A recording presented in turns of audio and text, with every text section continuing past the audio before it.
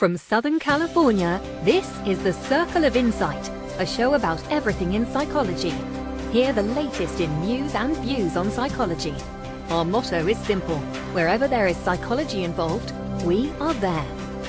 And now, here's your host of The Circle of Insight, Carlos Vasquez. Welcome, everyone. Thank you for joining us. Today we're going to be exploring cybercrime with Mr. Ricardo Baretzky. He is the president of the European Center for Information Policy and Security, as well as the interim president of Cyberpol. Welcome, Mr. Baretzky, to the Circle. Thank you so much, and thank you for having me on your show. Well, this is a big issue. It seems a lot of people are being affected. I know I was reading an article that you were in that talked about the prevalence of cybercrime, especially malware attacks. I think it was said 93% of all computer users? That's correct. In the beginning of this year at the Counterterrorism Summit in London, we made a prediction for this year based on previous year figures that we should estimated 93 to 94% of all computers should be infected during the course of this year. Astonishingly, Vision released their figures last week. It turns out 92%, according to their figures, was correct. We missed it with 1%, and there is even estimates that it could have been over 94% by other organizations. So if you have a computer, a laptop, or any government or public computer, you more than likely was infected at least once during the year with some kind of malware spyware. And what does the malware really do? Well, you get different kinds of malware software, but it takes data. Some can take your information, your trends on internet, where you go. Some can take information such as your MAC address, certain information, maybe ID information. The most common is ID theft and credit card theft. Which is the one that consumers should really be aware of when you're on internet. Try to avoid your computer or using your credit card on a computer. But that's a basic outline of it. And criminals that prey on the financial market, they see this as a business. So the more credit card information they steal, of course, the more money they make. And how do they normally insert this malware into the computer? Is it via email, websites? Well, there's different varieties of capabilities. Emails is some, anonymous emails. Many people get phishing emails. At this moment, there's more people receiving on a daily basis the phishing emails, which is intended to phish information from your computer as you type it. That's the most common one. These days, it's websites that looks like official websites. It's becoming a real big problem in the internet, and if you visit a website, it's very difficult to verify if that website is authentic. Even if the traditional system on the internet will tell you it's authentic, doesn't mean it's an authentic website. I always advise the consumer, the company registration, make sure the company is indeed registered, and there's a whole range of capabilities on the internet today. That's kind of scary. I knew this interview would be scary, and it's starting off that way. Before I get to more scary topics, you mentioned banking. How safe is it to bank online?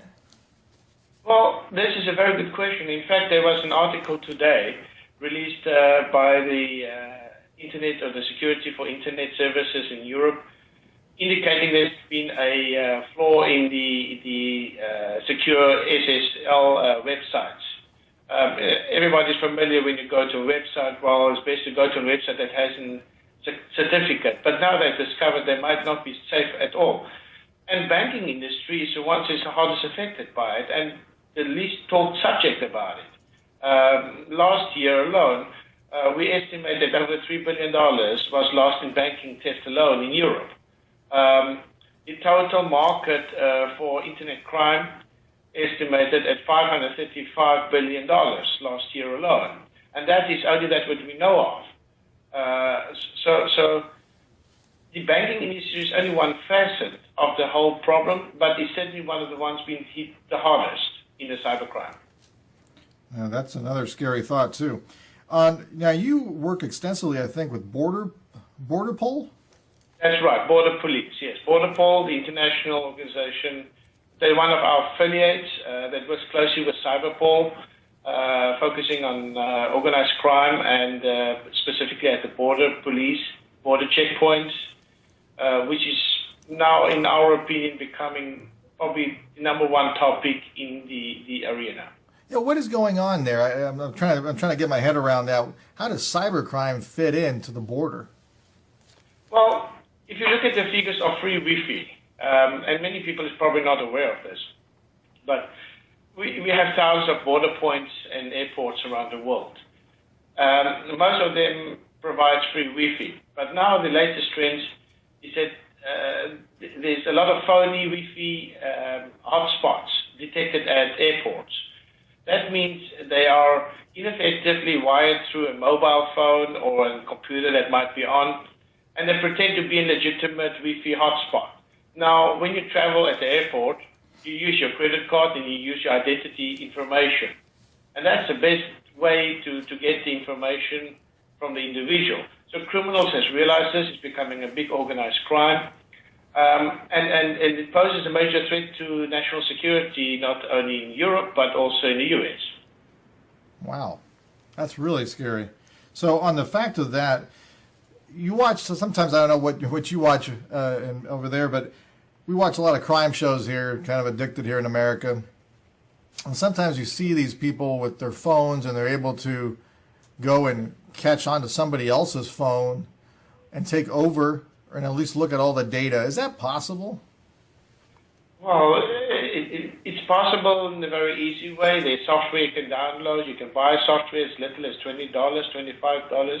Wow. That can hack any phone around you within 100 or 200 meters radius. Imagine you sit in an airport and there's someone who's downloaded the software, he bought it, and he can literally hack any phone that's live. It's got a Wi-Fi capability. What he could do with that kind of tools, you know. You must remember, today's criminals are experts. Many of them in the computer industry has got PhD degrees. They're not people from the ordinary criminal chain we know. So in the last 3-4 years, everything has changed in the cybercrime industry. So a lot of the criminals are actually PhDs in computers? Well, you need to have a sophisticated skills in order to do this kind of hacking. Wow. And you have to have the training. And this training requires a certain qualification in some sense, not necessarily at the university, but it is equivalent to be able to do the job. And just remember, today hacking has become a multi-billion-dollar business. Multi-billion? It's a multi-billion-dollar business. It's easy money for criminals. You can put yourself in the shoes of the person who's capable of doing the job. He doesn't really care who he works for. He's anonymous. He sits maybe anywhere in the world. It's hard to track him. He knows how to cover his tracks, and he's willing to do the job for anybody who can pay him. So this is a problem you have when it comes to educating the criminal, because you have to educate the industry, but at the same time, from the industry, it breeds a different breed of criminality. That's a big problem. Big problem. Absolutely. So now we got the hacking. We know these individuals can take information phone to phone. You said 200 meters away. What is the world of it, the deep web? How does that play into all the cybercrime issues? Well, the deep web is, a lot of people is not aware of the deep web's existence, or the dark web, as also known. And recently, a few years ago, it was estimated that the deep web or the dark web is as much as 5,000 times the size of the ordinary web people knows. Now, very few people is actually, yes, 5,000 times.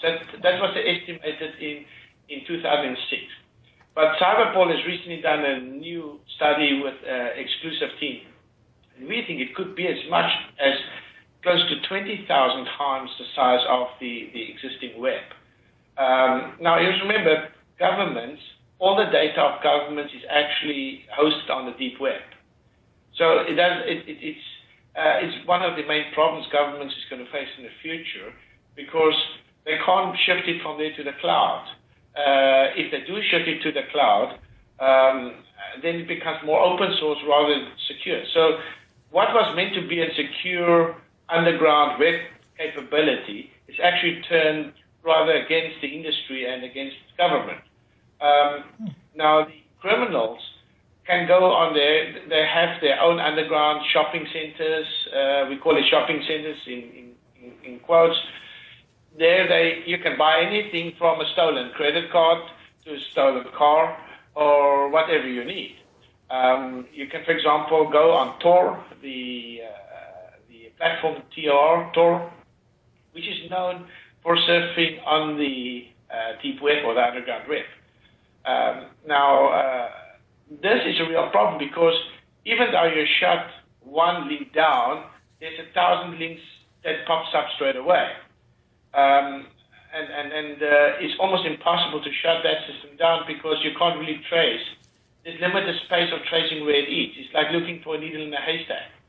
And that's the reality of the dark web. So for criminals, that is the hive where all the business takes place.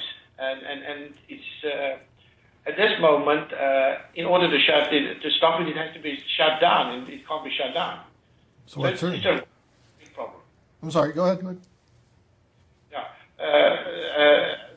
At this moment, as I said, it's a very, very big problem, particularly for law enforcement, because law enforcement in itself, many of the law enforcement officers are unaware that there is even a dark web. Now, the dark web was mostly established for different purposes, to have information but not visible. But when it becomes visible, it means it's no longer safe. And when all government information that is surfacing on the web is stored in the dark web, it becomes a serious risk. Imagine all the social security numbers is on the dark web. What problem that poses if it's hacked? And I think you can just imagine by that phrase alone. That actually brings me to a couple other questions.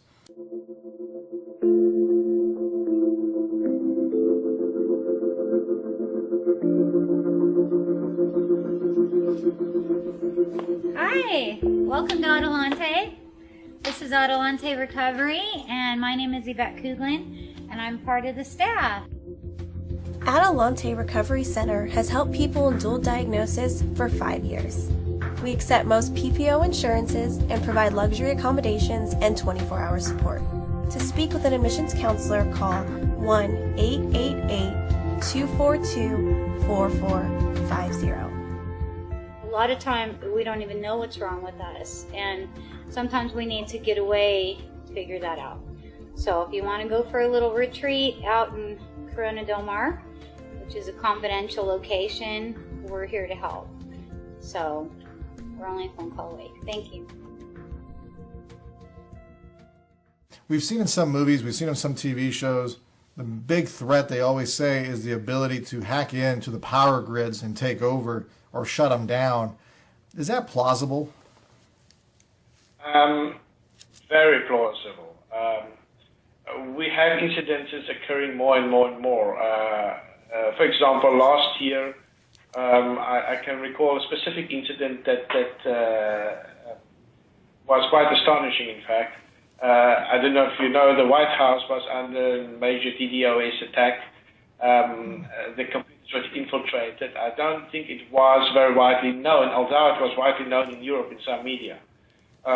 This year we had some of the governments in Europe, including the Belgian government's computers hacked. It took them 8 months to clear their system. 8 months? 8 months. Wow. Now, if you're a terrorist organization, you target infrastructure, critical infrastructures. The danger with this positioning we face now, with the cybersecurity threats, is that terrorists is getting also acquainted with this capability. And does it pose a major threat if they can access a grid and shut it down. And this is going to happen. It's only a matter of time till the big threat becomes a reality. So we are urging very much the implementation of more stricter regulations on web surfing as a result of these potential problems. But in the essence, the possibility of shutting down an entire grid is a real threat that has happened already in the past, and it will happen in the future.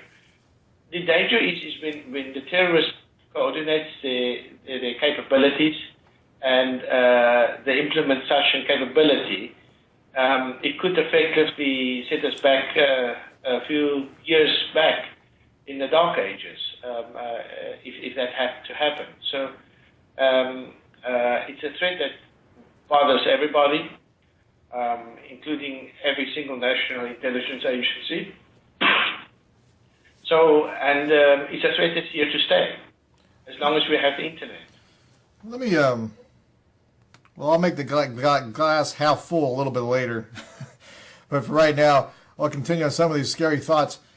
China and Russia, they've been accused a lot of trying to hack into our systems, and some say they hack each other, some say we hack them. What can you tell us about all this hacking going on between these three big countries? Well, an interesting figure that we recently came to learn about ourselves was the daily amount of hacks.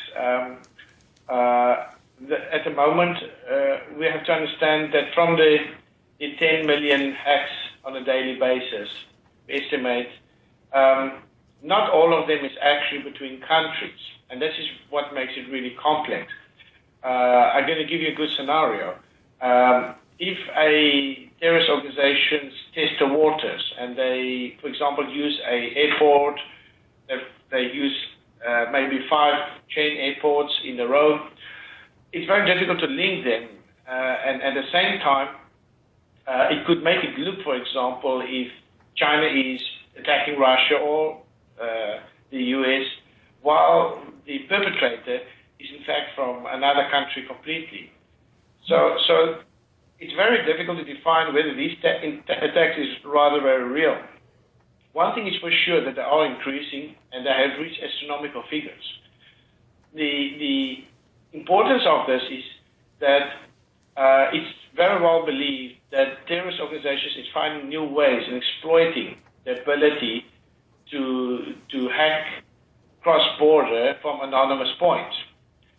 And maybe I can give you a small scenario. If you have a terrorist who has a very clean background, is not known, maybe educated at a university, dressed very well, having random flights over 3 days between 4 countries. If he had access to Wi-Fi and had the know-how, not necessarily the capability, but the know-how, the knowledge, how to do, they could very easily hack through the airports at different points, for example, New York to Russia, Russia to China, China to Russia, Russia to New York. And it would look like a government attack, while it is in fact a terrorist attack. And that's where the real importance lays, is to understand the difference between warfare and gaming warfare and that of terrorist warfare. And at the moment, it's very unclear where these two meet. But we know these 2 points is meeting at some point, and they are more than likely to increase. It sounds very complex. The cyber Go ahead. industry is very, very, at the moment, as you correctly mentioned, is very complex in the model, to understand the model and the architecture of how this is working. You're definitely right. We have a few minutes left for you to answer 3 questions. We're putting you to the test here, Mr. Baretzky. One quick question is, military seems to be using this. I remember in the Wall Street Journal, I think a couple of years ago, Israel used, I guess, cyber hacking against Iran in regards to their nuclear program. Any comments about behaviors like that going on? I mean, obviously you're in the cyber police, so we don't want to name names if we don't have to, but... Military warfare in the cyber industry is not new. It's been going for a long time. It is a threat, depending on what level of threat it might pose and for which purpose. But at this moment, even though we have the international problems that's arising in the Middle East, particularly that of Russia and the oil, it's a very common phenomenon for governments to attack the opposition to acquire data rather than shutdowns. So the perception is rather from acquiring information and technology, or IPO, rather than the traditional warfare. The importance is to understand when terrorists begin to use that system against the system itself. With other words, they acquire military level or MOD level capability of infiltration. And that is the real importance for the corporations and governments to understand, because that leads to a very negative position and also potentially a major security risk on international scale, not on the national scale. Last two questions. Can we use cyber hacking for a positive? In other words, can we go and attack terrorist groups and hack into their systems? Are we even doing that? Well, this is a very good question that you ask. What is the hacker? And where does a hacker come from? We know a lot of people knows of the black hat hackers. We call them the black hat hackers. They are the bad guys, the guys who does everything and when they can. And then we get the hacker, which is called the grey hat hacker. He's the guy who's supposed to come clean. But the problem you have is you have the guy come clean, and he still continues to do the bad stuff too. And you can't trace him, and he's anonymous, even if he could be in the same office as the official. Now we call them the double hat hackers. The double hat hackers. We call them, that's our definition of this type of hacker. And we have seen an increase in this type of hackers. So the days where law enforcement can go to the hacker and say, well, now we give you immunity if you work for us and you teach us the know-how, I think those days is finished. Because we have created a situation where these hackers have learned the skill and capability of both law enforcement and the opposition. And when these hackers begins to rent their services to criminals for major criminal activity, cross-border crime, and cybercrime in particular, they don't have to exercise their skills only online. There's ways and means that they can exercise their skills offline. That means the cyber hacker doesn't have to always be online to execute his criminality. And that's the most difficult part for the law enforcement to understand as a whole, is how the functioning structure works of these criminals in this case. That sounds like a very complex, very difficult issue. Last question for our last minute here. What would be one or two tips you can give everybody out there in the public? We always try to provide education and awareness. What would be a couple of tips you would give the public right now? Well, if you're a computer, which most people have, don't leave any of your information on the computer. Make sure you wipe it, you check it regularly with the correct software. Don't just trust any software out there. There's many softwares designed to steal the information rather than actually taking it off, and acquire the right know-how. Be knowledgeable. Don't go and buy things on the internet, or don't just communicate with people you don't know. And make sure that the people you do communicate with is people that you could trust. Thank you so much, Mr. Baretzky, for that great insight. If you want to learn more about it, you can see CyberPol. You can get more information about cybercrime. We thank you, everyone, for joining us. We hope you enjoyed the show as much as I did. Remember, our motto is simple. Wherever there's psychology involved, we are there. We'll see you next time, everyone.